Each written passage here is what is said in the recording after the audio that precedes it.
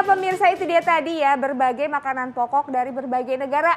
Tadi ada sorghum, sorghum, gandum, ya, ada jagung, ada pisang. Ada pisang juga tadi. Tapi kalau orang Indonesia tidak lengkap kalau tidak ada nasi putih. Nah, itu dia.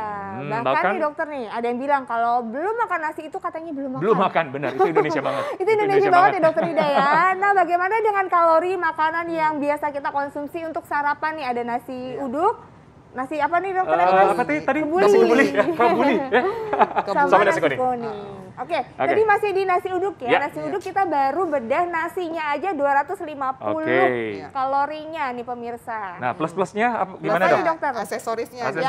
Biasa dikasihin bihun, keripik gini, ini kira-kira 100 kalori. Oke, lauk ya. Aksesoris 100 kalori. Lauk 100 ya dok? Ya. 100.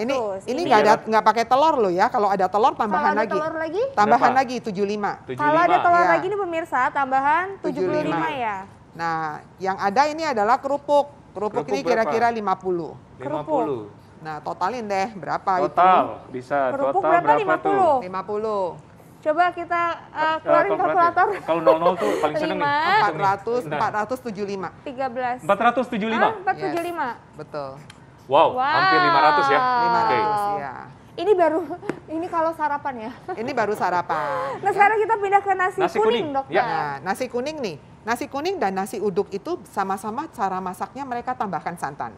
Tapi di dalam nasi kuning santannya biasa lebih encer dibandingkan nasi uduk. Jadi lebih berkurang ya? Lebih kurang supaya rasa rempahnya itu keluar, kunyitnya ya. Sehingga satu porsi gini kalorinya kira-kira 225 atau paling banyak 250 kalori. Saya kira sekitar 225 kalori.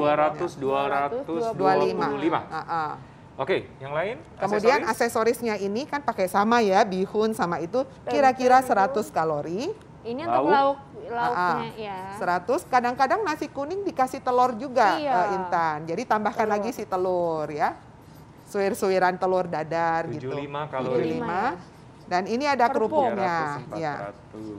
Jadi kira-kira kalorinya 450 bukan? Iya betul. Benar-benar.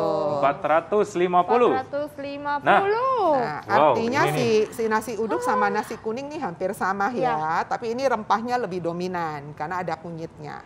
Ini favorit produser kita semuanya nih dok. Yang mana? Ini Mas Hirham, Mas Erwin, Mbak Juju. Suka Bunda Juju olah. Suka ini nasi kebuli? Iya. Wow. Nah, penasaran nih pasti nih. Penasaran berapa nih, Dok? Kalori? Nasi kebuli nasinya saja itu bisa sekitar 300 kalori. Wow, nasinya aja 300, Dok. Berarti paling tinggi ya, Dokter? Paling tinggi. Pertanyaannya kenapa, Dok? Ya. Dia bikinnya nggak pakai santan loh, nasi kebuli. Tapi bumbunya dimasak pakai minyak yang cukup banyak. Ya, untuk membuat bumbunya supaya keluar.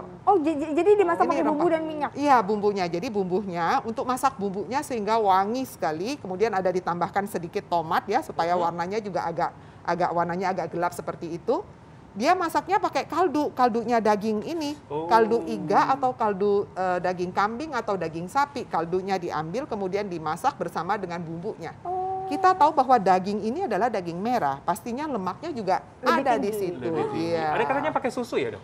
Biasanya yang asli sih nggak pakai susu, dia pakainya minyak itu tadi.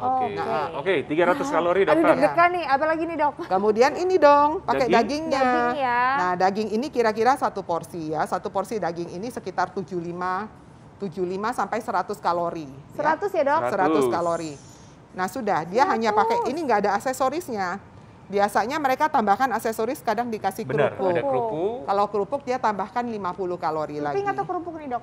Bisa emping, bisa kerupuk. Kurang lebih sama ya, 50 kalori lagi. 50 ya? 50. Nah, acarnya, Dok? Acar biasanya tidak dihitung kalorinya, kecil sekali karena cuma sedikit. Acarnya tidak aman ya. Jadi berarti kita tinggal tambahkan 4,5. Iya. Jadi triknya bagi pecinta nasi kebuli, nasi sama acarnya doang ya, Dok? 450 juga, Dok. 450 kalori.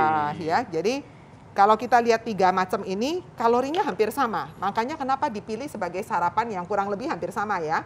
Nah, perbedaannya apa? Perbedaannya cuma kandungan dari lemaknya saja dan model aksesorisnya. Jadi kalau ini kan banyak variasinya, ini juga sama. kandungan lemaknya memang yang paling rendah ada di nasi Paling kuning. rendah di nasi kuning. Nasi kuning dan rempahnya lebih dominan karena warnanya juga kuning, dia menggunakan banyak sekali kunyit. Kunyit. Kunyit itu mempunyai kadar antioksidan yang lebih tinggi. Ya. Baik. Nah, ternyata hampir kurang lebih sama semua Sama ya. Rata-rata 400 sampai 500 kalori. Tapi kalau harus memilih dokter, kalau harus memilih mana yang paling yang paling untuk sarapan lah ya. Untuk sarapan lah misalnya dokter, atau makan siang nggak apa-apa. Harus juga, memilih Dok. dari tiga ini. Tiga jenis nasi Maka ini. saya milih yang nasi kuning. Oh, nasi kuning. Tadi saya sudah jelaskan ya, nasi Karena kuning lemaknya lebih rendah karena dia menggunakan santan yang encer. Yang kedua, dia punya rempah. Nah, rempah ini adalah tambahan sebagai sumber antioksidan. Kalau ini dan ini rempahnya tidak dominan ya, ini paling dominan. Cuman ini kekurangannya tahu enggak apa? Apa dokter? Ada sayuran nggak di sini makanan Oh kita? iya, nggak ada. Jadi kalau misalnya sarapan pagi kita ini jarang sekali punya sayur. Biasanya ditambahkanlah tomat atau timun atau daun selada untuk tambahan sayur. Kalau sampai tidak ada, kalau beli di pinggiran atau di jalan gitu, biasanya kan cuma seperti ini. Jangan lupa tambahkan buah.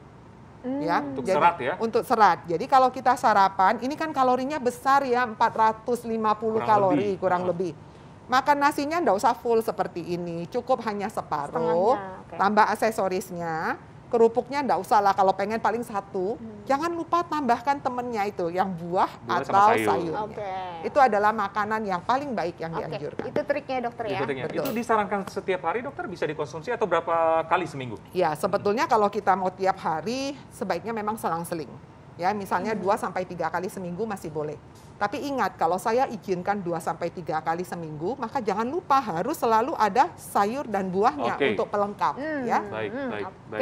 Jangan lupa ya. Jadi harus ada seratnya. Harus ada penyeimbangnya. Penyeimbang, supaya dapat yang disebut gizi seimbang. Setuju. Oke dokter, terima kasih. Terima kasih banyak dokter lengkap, jelas. Terima kasih dokter. Jadi pemirsa tetap boleh konsumsi tapi harus diiringi dengan olahraga dan juga seratnya jangan lupa supaya lebih seimbang lagi dokter Eklas. Dokter Eklas sering nggak sih kalau misalnya lagi diem tuh ya, kalau mitos tuh katanya ada yang ngomongin katanya bunyinya gitu, pernah nggak? Sering sih, berarti sering diomongin orang dong. Itu katanya mitosnya. Tapi secara medis gimana ya dokter Eklas? Nah, penasaran Intan?